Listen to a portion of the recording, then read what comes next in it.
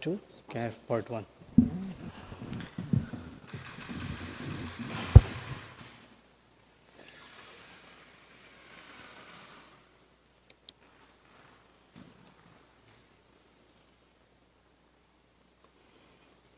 Jai Radha Madhava Kunja Bihari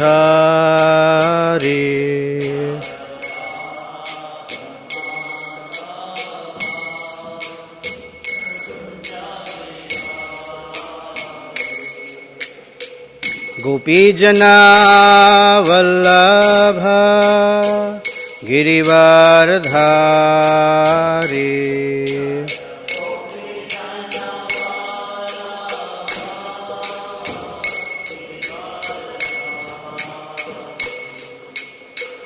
Yashodanandana Braja Janaranjana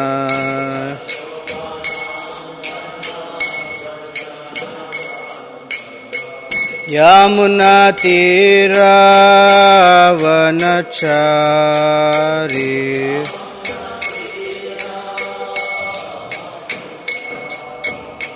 Yamuna Tira Vanachari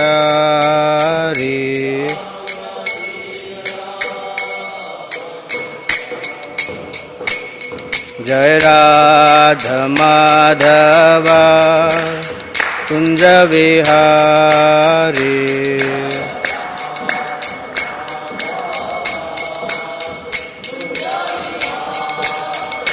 Jaya Gopi Janavallabha Girivardhari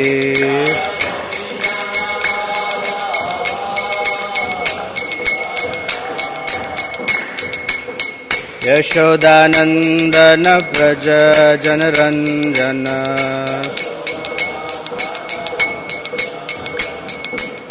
Yamuna Tira Vanachari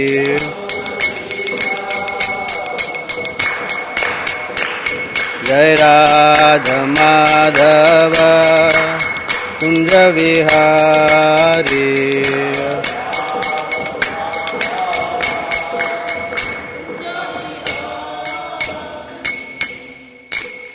Jai Om Vishnupada Paramahamsa Parivrajaka Ashtottara Shatashri Srimad His Divine Grace A.C. Bhaktivedanta Swami Srila Prabhupada Ki Jai Ananta Koti Vaishnava Vrinda Ki Jai Grantharaj Srimad Bhagavatam Ki Jai. All glories to the assembled devotees. All glories to the assembled devotees. All glories to Sri Sri Guru and Gauranga. Om Namo Bhagavate Vasudevaya Om Namo Bhagavate Vasudevaya Om Namo Bhagavate Vasudevaya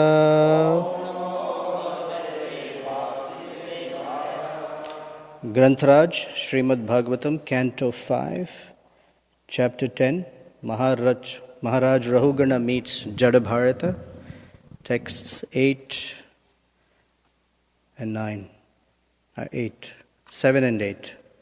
7 does not have a purport.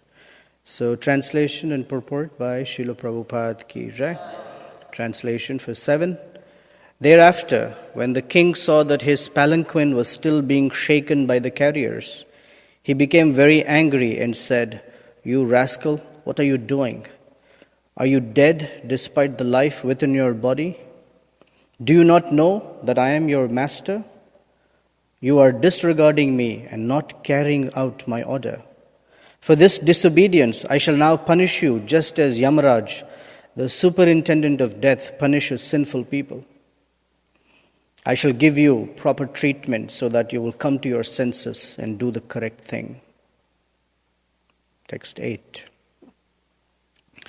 Thinking himself as a king, King Rahugana was in the bodily conception and was influenced by material nature's mode of passion and ignorance.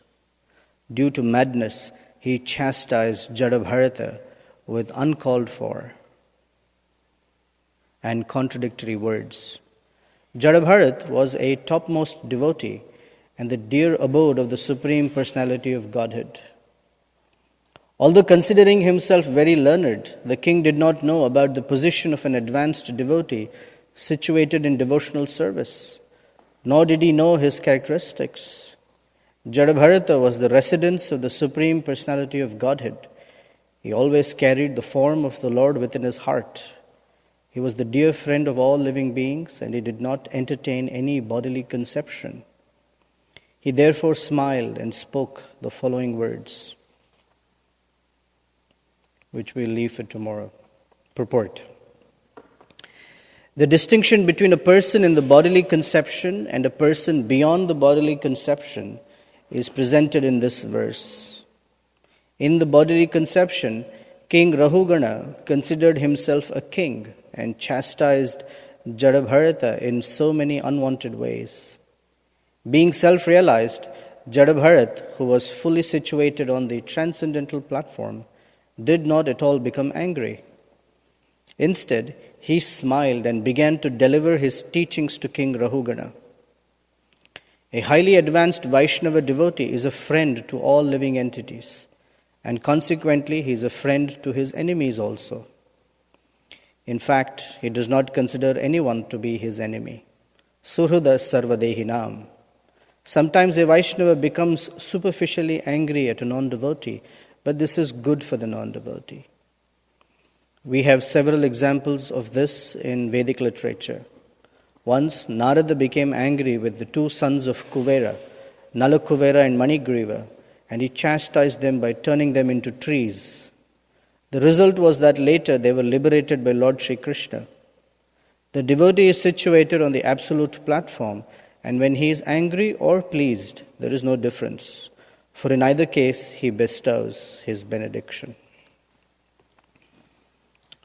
Om Jnana-timirandhasya Jnananjana-salakaya Chaksurunmilitam Yena Tasmai Shri Gurave Namaha Shri Chaitanya Manobhishtam Sthapitam Yena Bhutale Swayam Rupa Kadamahyam Dadati Swapadantikam Vancha Kalpatarubhyascha Kripa Sindhobhya Evacha Patitanam Pavanebhyo Vaishnavebhyo Namo Namaha Jai Sri Krishna Chaitanya Prabhu Nityananda Shri Advaita Gadadhara Shivasadi Gaura Bhakta Vrinda Hare Krishna Krishna Krishna Hare Hare Hare Rama Rama Rama Hare Hare. First of all, we have a big wedding party here, so I'd like to welcome all to the Hare Krishna temple here. We have been studying from Srimad Bhagavatam, 5th canto, the story of a very great person by the name Maharaj Bharata. It is after this person that the country got named, or the whole planet got named as Bharatavarsha. And so to hear about, like in India or even here, we have streets that are named after certain persons. And it's nice to know a little history behind why such a person was a great person. So we read about, I guess, commonly great people in our history books. And we read about exceptionally great people in our Vedic histories. Puranas are histories. And this is the life of Maharaj Bharat during the reign of a very early Manu. So just a sidebar is, in one day of Brahma, which lasts 4,320,000,000 years, 14 Manus come and go. Manus are like the universal administrators. And during the 14 Manus, different personalities, their histories are recorded in the Srimad Bhagavatam. So the Bhagavatam records, in one day of Manu, this particular day that's happening, what all happened during that time, and how Lord Krishna appeared during Vaivasvata Manu's reign. So 7 Manus have already gone, 6 have gone. This is the period of the 7th Manu. And in every Manu's time, there are 71 Yuga cycles. So one Yuga cycle is Satya Yuga, Dvapara, Treta and Kali. And together they are 4,320,000 years. 71 such cycles is one period of Manu, a period of one Manu. So we are in the 28th Yuga cycle of Vaivasvata Manu, who is the 7th Manu. So it's like, roughly you could say it's the afternoon of Lord Brahma, just about noon of Lord Brahma, in this particular day. And this day is called Shveta Varaha Kalpa. And our Lord Brahma is said to be around 50 years old of his age. So his whole life lasts for 311 trillion years. So we've gone through 150 trillion so far in this creation. 150 trillion years still left. And so during this Manu, particular Manu, not Vaivasvata, but a previous Manu, Maharaj Bharat appeared. And he was a very, very, very great devotee of Krishna. And unfortunately, he got attached to a small deer. And he thought he should take care of that deer. He left all his devotional practices to take care of the deer. And at the time of death, he was only thinking about the deer. So in Bhagavad Gita, there's a very important principle that says, at the time of death, whatever is the composition of our consciousness, the next life that we will get will be according to that consciousness.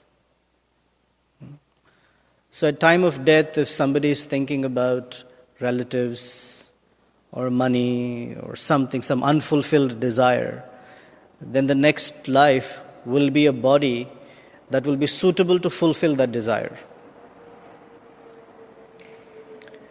So the idea is to cultivate one's life in such a way that when the actual time comes, time of death, that one is thinking about Lord Narayana. The Bhagavatam says, Ante Narayana Smriti. So to think of Lord Narayana at the end is not some happenstance, I can just think about Narayana.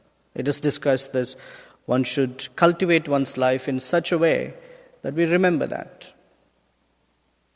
And generally, we remember those who we are attached to, right? We remember those that we love and we have affection for, who have meaning in our lives. So if throughout our life we lead our lives in such a way that Krishna is neither an important person or someone that we care about or has meaning in our life, then to remember such a person would be very difficult. Like we've traveled by bus or plane, right, in the past years. Do we remember everyone we met? No, because we don't care for them. Someone sits next to us. In fact, even the persons who sat next to us, we may actually exchange email addresses, phone numbers. They may even become friends on Facebook. But at the time of our death, we will not remember them. Because they don't have meaning for us. So if Krishna or God doesn't have meaning for us throughout life, to remember Him at the time of death is impossible. And to remember Krishna is important because the next life will be with Him versus something else, some other species of life. There are 8,400,000 species, and we have passed through all of them, somehow or the other. Insects, plants, animals, birds, aquatics, human beings. We have.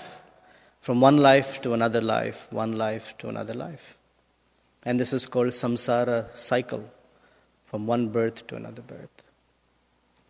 So the human form of life awards us the special gift that we have the ability to break this cycle.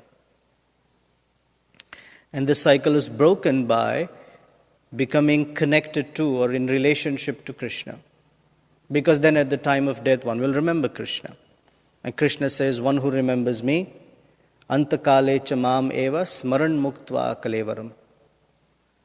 At the time of death, one who thinks of me, mam eti, he comes to me, ashamshaya, without a doubt.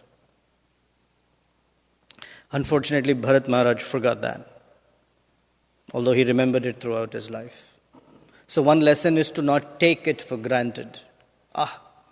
Now I am a devotee, I will remember Krishna very easily.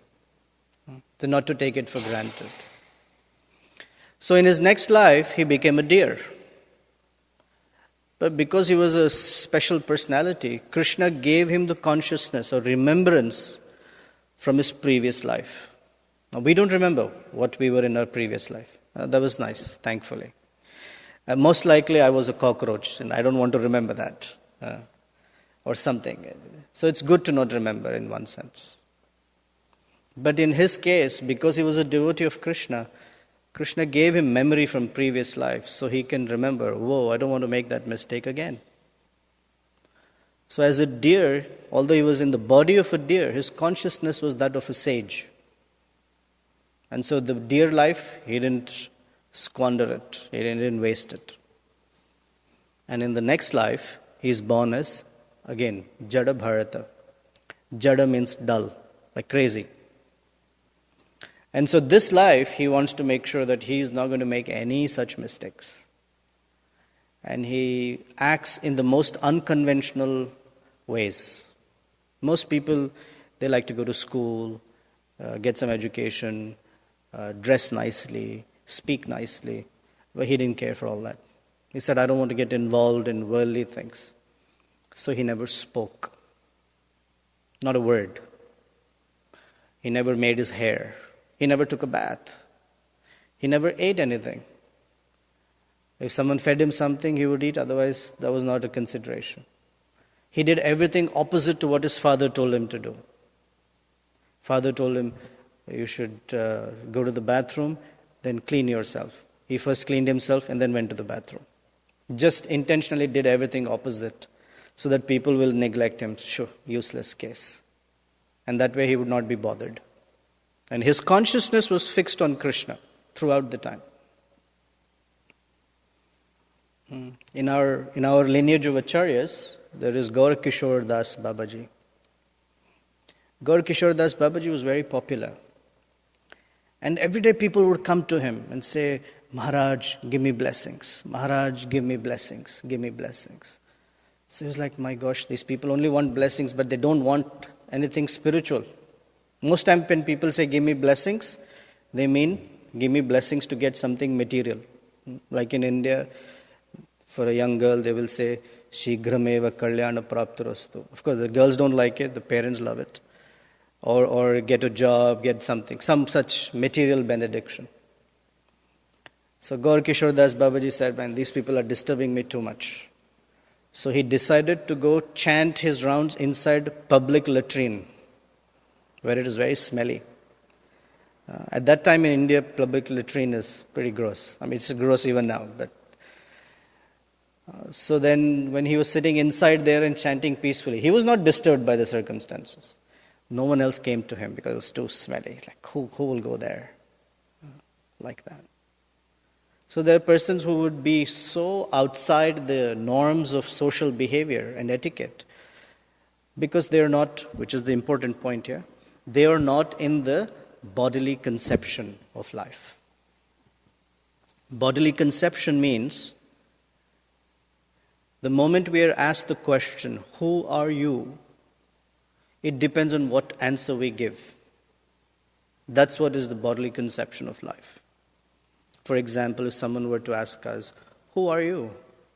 Most likely we'll give a name and we'll identify that I'm from India, or I am a man or a woman, depending on the case. I'm from such and such family. These are all designations of the body.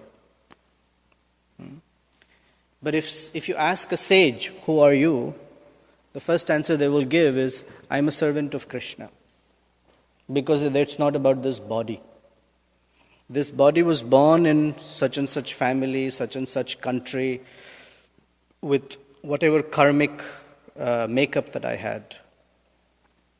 And that is called the bodily conception. To think that I am this body. This is the first, blunder or mistake that common people or ordinary people make. I am this body. I am Indian.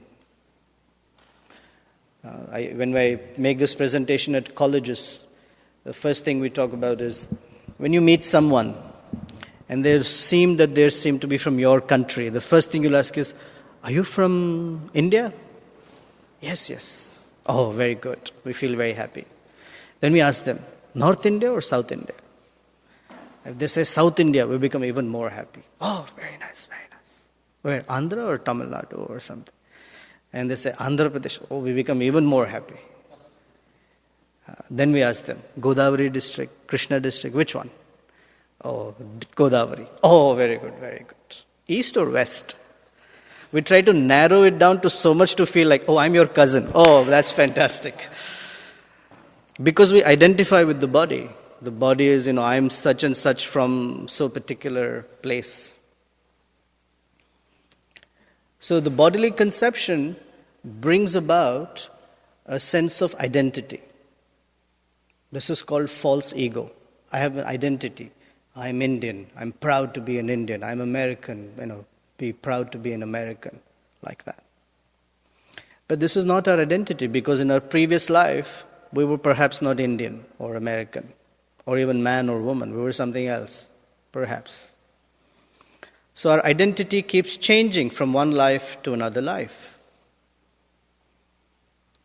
But the identity that doesn't change at all is that I am a spiritual living entity. I am soul. Aham Brahmasmi. And that is true regardless. And we understand from Vaishnava literature that Aham Brahmasmi is also not a sufficient identity. The correct identity is, I am a part and parcel of Krishna. So, our relationship with Krishna is that of, we are a servant of Krishna. Gopi Bhartur Padakamalayur Dasa Anudasa. Gopi Bharta means one who's the maintainer of the gopis, Krishna. And we are the Dasa Anudasa, the servant of the servant of the servant. Because if one thinks, I am soul, I am Brahman, then we might get confused that the personality of Godhead is also called Brahman sometimes. So we may think, oh, I am God. We cannot be God. God cannot have back pain, tooth pain, diabetes, etc. That's the body. So when Bharat Maharaj, as Jada Bharata was moving around, people thought he was like retarded. So they took advantage of him. Even his own brothers, they mistreated him. They gave him burnt rice, stale food and all that. And he never complained. This is the unique nature of such a person. He never complained. He never said anything. And then one day he was found on the streets by some dacoits who wanted to do a sacrifice, human sacrifice. So they found him and they said, oh, he looks very strong. He'll be perfect for human sacrifice. And they brought him there, bathed him, put nice oil, sandalwood paste, put him garlands, tilak, and put his head on the chopping block and were ready to chop his head off. They wanted to make an offering to Bhadrakali, thinking when Kali will drink that blood, she will bless the chief of the dacoits with a son. This is all made up stuff. There's no such ceremony, but they made it up. Well, India is full of made up ceremonies. People generally make up their own ceremonies. Because somewhere, few generations ago, someone thought, oh, this will be a nice addition to do. And like that, they become family traditions. But actually, those ceremonies might not even be in the Vedas. So I'll pause here and tell you a sidebar story. There was a king. And the king was ready to go on a hunting trip. So one day when he went on a hunting trip, he fell off the horse and his middle finger had broken. So he came back in great pain. And all his ministers, naturally, who were all flattering, and they said, "Oh, I'm so sorry to see that your finger is broken. Oh, please accept our, condolences or whatever, just that your finger is broken." Except one minister. He said, "Oh, finger's broken? Maybe something good will happen from it." So the king got very upset. He said, "You rascal, everyone is being so sympathetic. You're being so nonchalant about it. Put him in jail." Then the king went out again. And this time he was ambushed by a few dacoits. And the dacoits wanted to offer to Bhadrakali someone from royal lineage. So they also captured the king and they put his head on the chopping block and they were ready to chop his head off when one of the persons said, "Hey, wait. You can't kill him." "Why?" "Oh, his finger is broken. Bhadrakali will not accept, not a perfect offering. This offering is defective. You can't kill him. She will become upset." So they said, "Oh, thank you for letting me." And they let the king go. So the king got very happy. It's like, wow, my life was saved because my finger was broken. So the minister was right. So he came back home and he asked his guards to release the minister. And he said, "Now I understand why you said something good might come from the broken finger." He said, "But I have a question for you. My finger was broken, it brought me good. But you were in jail. How did it bring you any good?" So the minister replied, "I'm usually accustomed to going with you. Right? So this time I didn't go with you. So when they released you, the next person they would have caught was with me. So this way, when I was in jail, I got saved from my head being chopped off." So a person who's not in the bodily conception, for them, they have the consciousness to figure out that everything has a purpose. But those who are in the bodily conception of life, they cannot see purpose behind what is happening in life. So they protest. They complain. Why is it like this? Why is it not like that? I wish it were like this. I wish my life was not like that. I wish I had not married this man. I wish I had not married this woman. My life would have been very different. Or however, people generally complain or they don't like the way things manifest for themselves. But Jadabharata was not like that. He did not protest when his head was being cut off or about to being cut off. Then Bhadrakali came out of the deity form because she didn't want to see a great devotee of Krishna being offended. So she chopped off the heads of all the dacoits. And we read that she and her fellow dancers, they danced around the heads, threw the heads of the dacoits and played with them like they were balls and drank their blood and laughed and all that. So Jadabharata walked away from there. He sat by a river and the king's palanquin carriers, they found him. They said, "Oh, looks strong and young. We should take him to the service because our palanquin carrier, one of them is missing." So there are 3 palanquin carriers and the 4th is Jadabharata. But Jadabharata, when he is walking, he is looking for ants. So he doesn't step on an ant. So he would wait and then take a step. Then he would wait and then take another step. Now that doesn't make it well for a coordinated 4 persons carrying the palanquin. So Maharaj Rahugana had a little rough ride. So he didn't like that. So in the previous verses, he asked his palanquin carriers, "What's happening?" So they said, "Oh, this new guy is new on the job." So, okay, tell him to carry the palanquin properly. But Jadabharata continued, being conscious of not wanting to step on an ant. So Maharaj Rahugana becomes sarcastic. He says, before this verse, yesterday was sarcasm, right? He says, "Oh, how troublesome this is, my dear brother. You certainly appear very fatigued." So whatever I'm reading, it's the opposite of it. Sarcasm means you say something nicely, say something bad nicely. You certainly appear very fatigued because you have carried this palanquin alone without assistance for a long time and for a long distance. So basically he's saying, why the heck are you so tired? You're not the only one carrying this palanquin, and we haven't even gone any far distance. Besides that, due to your old age, you have become greatly troubled.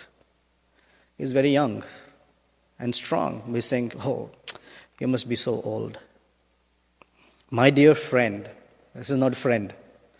I see that you're not very firm, nor very strong and stout.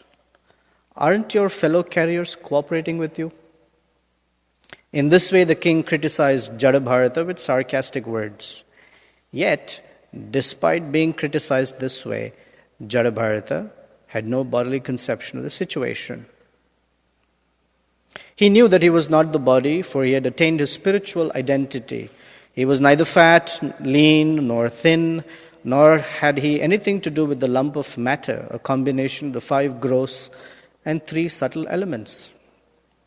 So this body is a composition of 5 elements: earth, water, fire, air, ether. And 3 subtle elements: mind, intelligence, and false ego. And generally we think we are these things. It's like wearing a coat and saying, I am Ralph Lauren coat. We are not the coat. Of course, when the coat tears, we do cry as if our hand is broken or something. Because we identify with it. This is who I am. But Jadabharata didn't care whatever he said. Now this is a quality to cultivate. Generally, when people say something, we become very reactive. We react to praise. When someone praises us, we become very happy. When someone criticizes us, we become very upset or angry.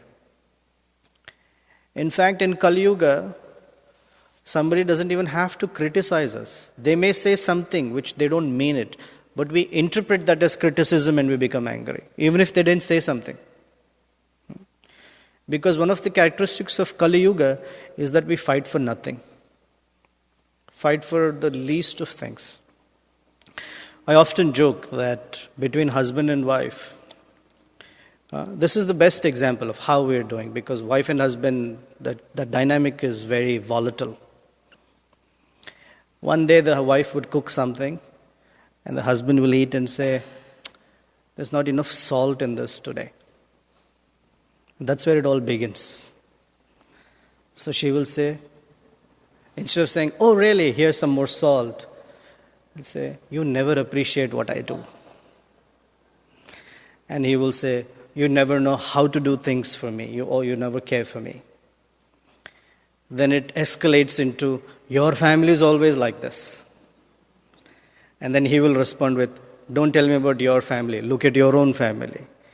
From there on, it goes on to 15 years ago, what happened in the families. You know, when we were getting married, your uncle said something like that. And suddenly, for a little salt, they go back 15 years and it becomes a massive fight. Because it was just something, because it's all there. The sensitivity of the bodily conception is there. Someone tells us you're not good. Oh, that's such a thing to hold on to. It's so difficult to deal with that. But one who's free of bodily conception does not get affected. Krishna describes this multiple times in the Bhagavad Gita. Mana apamana yoho. Whether one is being respected or disrespected, one is not affected by it. But we get affected because we think, oh. And in this case, today's verses, now from sarcasm he's gone to anger. This anger arises from pride. So pride, by definition, means a false sense of identity. Becoming attached to or feeling great from a false sense of identity. He thinks, I am the king and I should be served. And when that is not happening, he is upset, he is angry. Because he is seeing the world as, I am the king, these are my servants, palanquin carriers. And their duty is to make my life comfortable.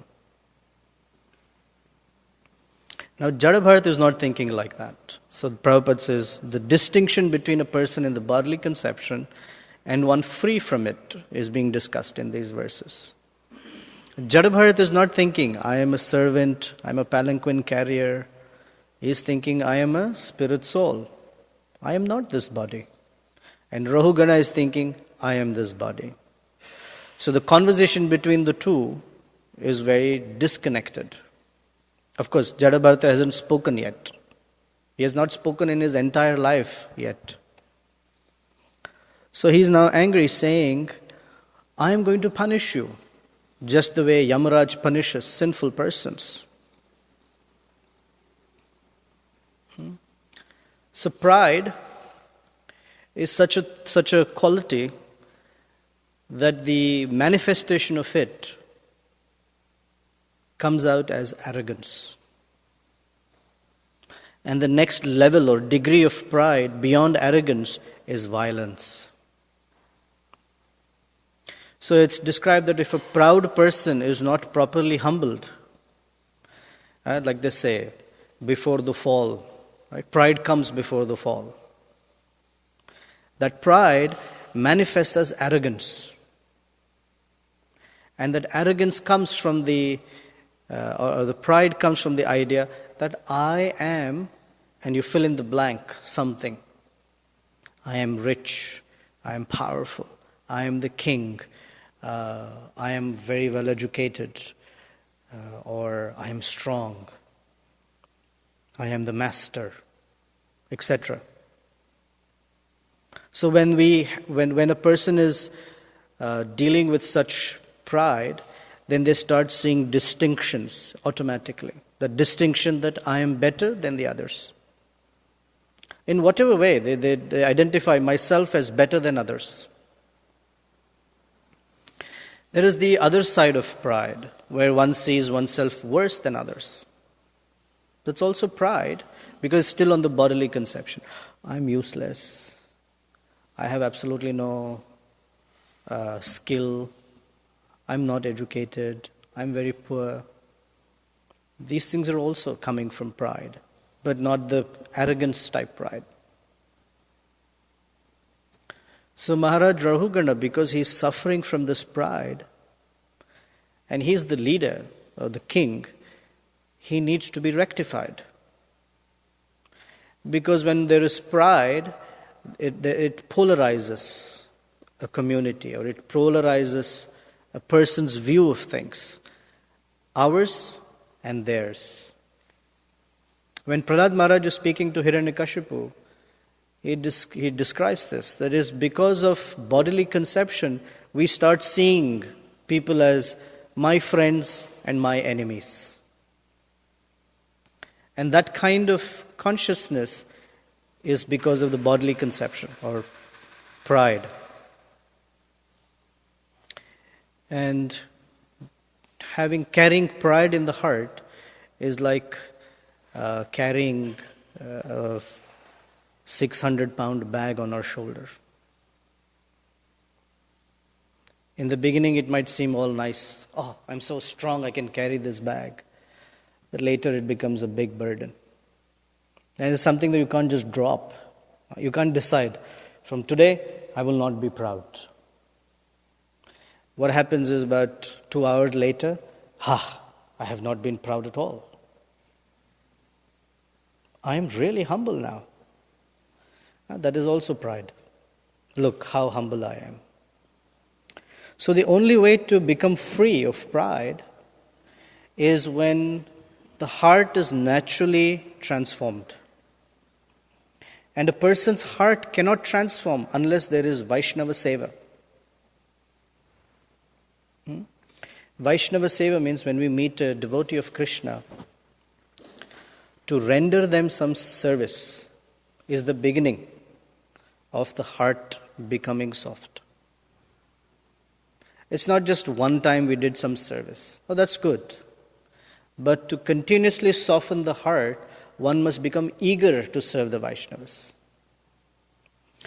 If we eagerly serve anyone else, it's not possible to become free of pride. So what is so unique about the Vaishnavas? Vaishnavas, here in the purport Prabhupada writes, in the verse that's described, Vaishnavas carry Vishnu in their heart. Of course, Vishnu is there for everyone. Paramatma is in everyone's heart. Every human, every species of life has Paramatma in their heart.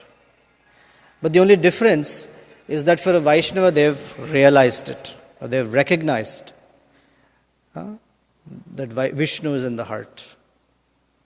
And when we serve the Vaishnavas, then that is the way that the real, genuine humility manifests within our heart. There's a prayer by one of our Vaishnava acharyas, Govinda Das. He says, Tumara hridaye sada Govinda Vishram.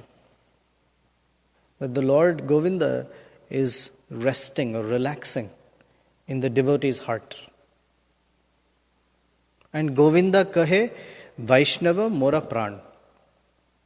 That my life is my devotees.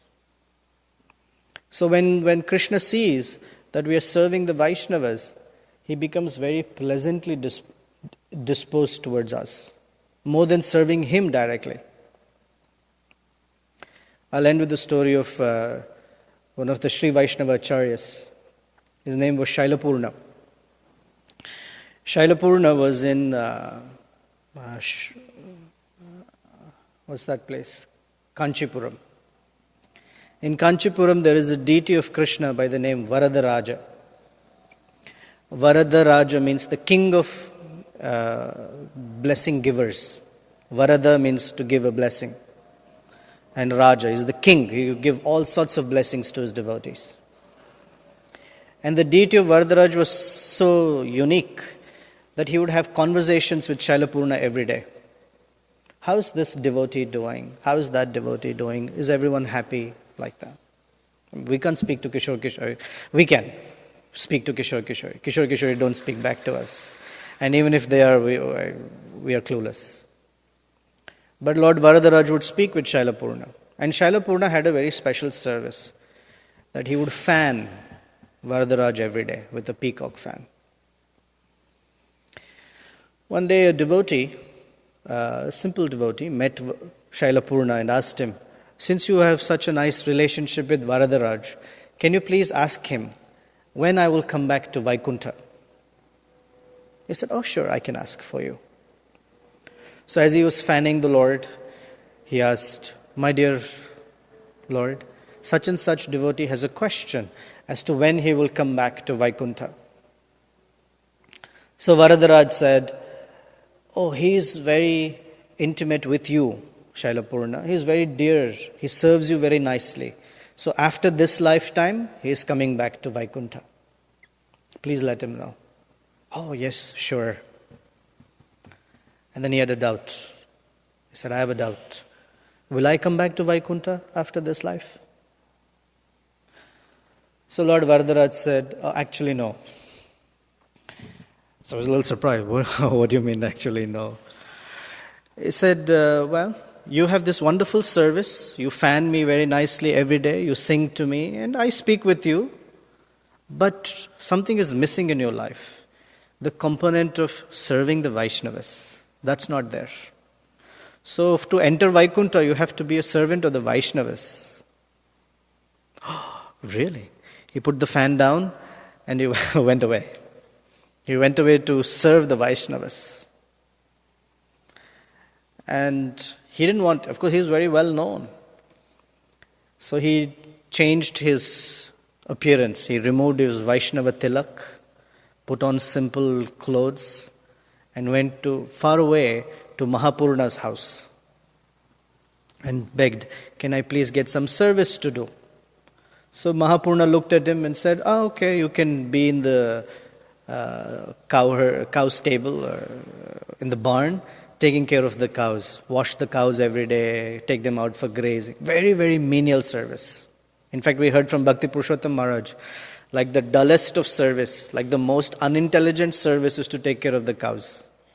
Of course, they're very great, but if you don't have even an ounce of intelligence, take care of the cows. So he was given such a service. And he didn't say, "I am Shalapurna, what are you talking?" No, he said, "Very good, fine."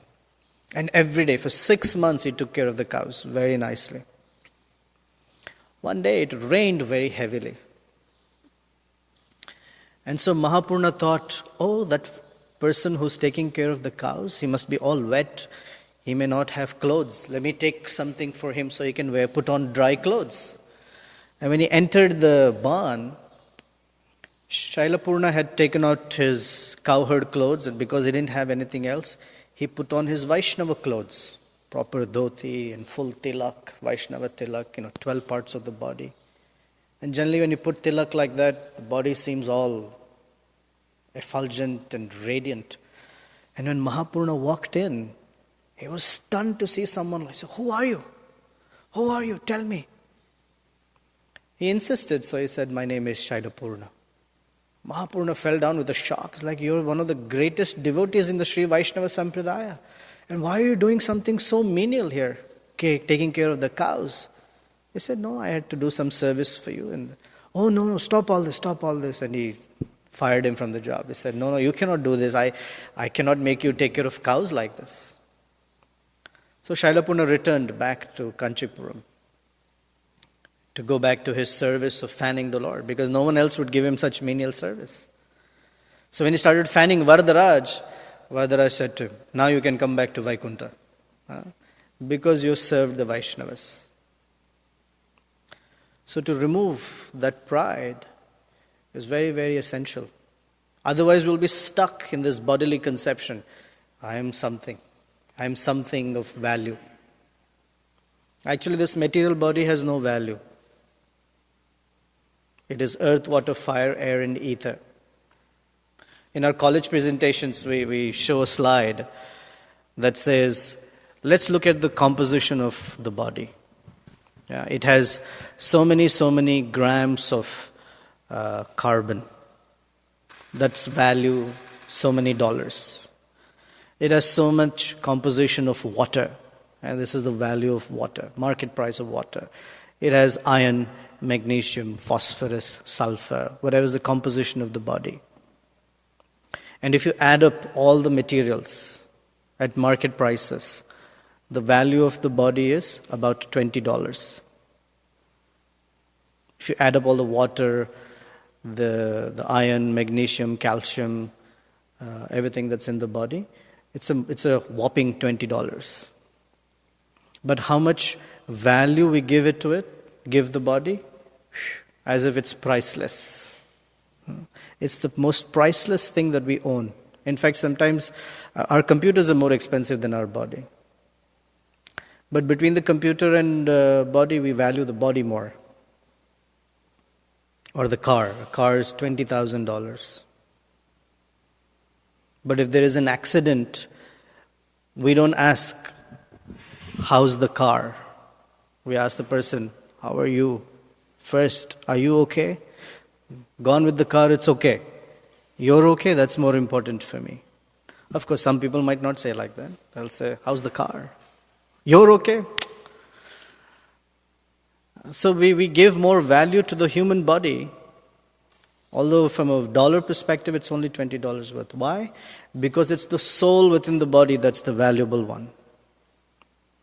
But we do it unconsciously. We're not conscious that it's the soul that's the valuable one. It's life, because if the soul is not there, that body has no use. As long as there is soul in the body, We are very friendly to that body. Oh, I love you very much. And we sing songs, we write poetries, we embrace and we kiss and we do all things. But as soon as the soul leaves that body, we can't do the same things with the body. We have to bury it or cremate it. We can't say, don't take the body, keep it here. This is my beloved. And that beloved will be rotting, disintegrating day by day. So it's the value for the soul. So as long as our attention is on the body, then our understanding of who we are goes away. Or we have a wrong understanding of who we are. So right from the beginning in the Bhagavad Gita, which is the introduction to spiritual life, Krishna brings our attention to the value of the soul and very little value for the body. Not that the body has no value. The body has value as long as we honor the soul within the body. If we don't honor the soul within the body doesn't have much meaning because it's going to die very soon. So Maharaj Rahugana doesn't understand this, and therefore he is chastising Jadabharata. And Jadabharata is going to speak back and give him some strong lessons.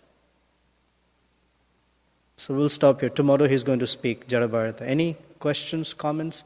Anything from this side? Questions, comments? Ashraya, Prabhu?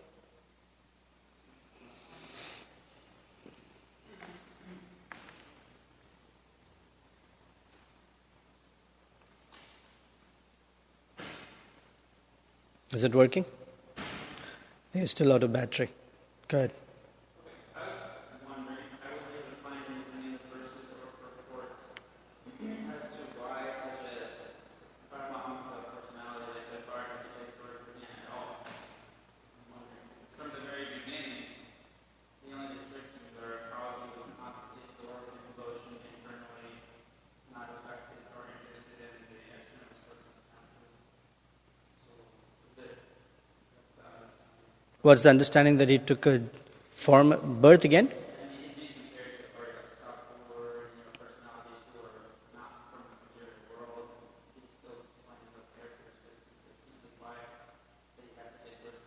Well, he had to go from bhava stage to prema stage. And so this form of life, as Jadabharata, is that final stages of development of his Krishna consciousness. Like the full maturity. Another is we could assume, safely, is he had to instruct Jadabharata, instruct Maharaj Rahugana. Because until now he has just been quiet for years and years and years, not spoken a word. But he instructs the king. So there is purpose in that. In the beginning of this pastime, we had read and heard that when Krishna does these things with such devotees, it is to deepen the tie of affection further. So that's what's happening. The intensity to want to go back to Godhead, to make this life successful, is becoming very, very strong in this life. And it's very pleasing to Krishna to see that intensity. So he has facilitated such intensity. Imanshu?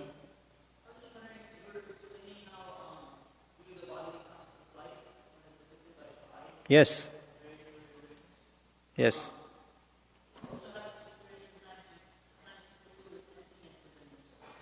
Emptiness. Yeah.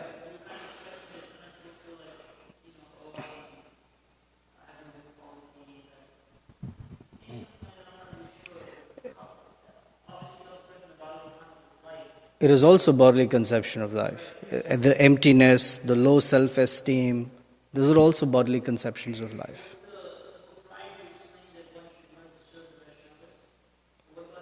It is also pride. It's the other side, the shadow side of pride. It's also Vaishnava Seva.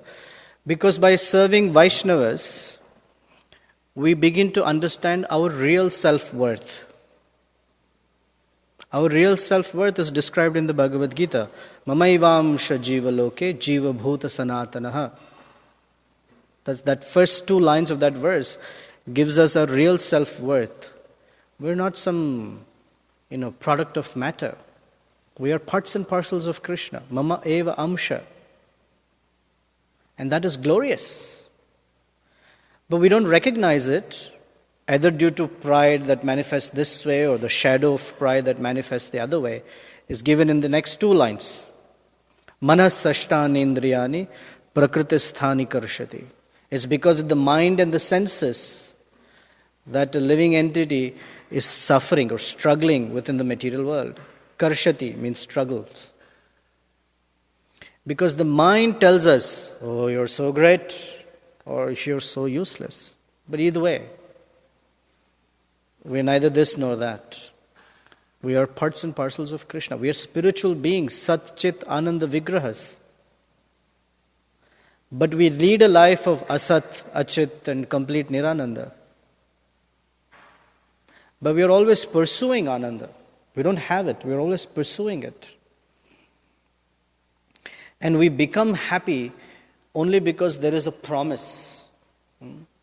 Oh, if you do this, in the future, you'll be very happy.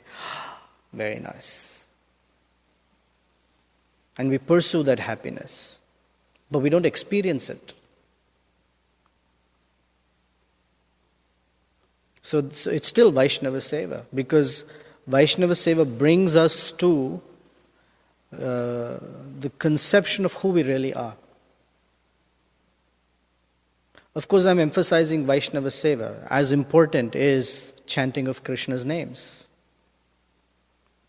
Because without chanting and Vaishnava Seva, they go together. Only then is Cheto Darpana Marjanam. The consciousness becomes cleansed. The wrong conceptions go away only when there is chanting. And for chanting to really get established, the ground required is Vaishnava Seva. A person who doesn't serve the Vaishnavas and only chants, for example, there's nothing to, foothold is not there. And for a person who's only doing Vaishnava Seva but not chanting, nothing sprouts from it. Both are necessary.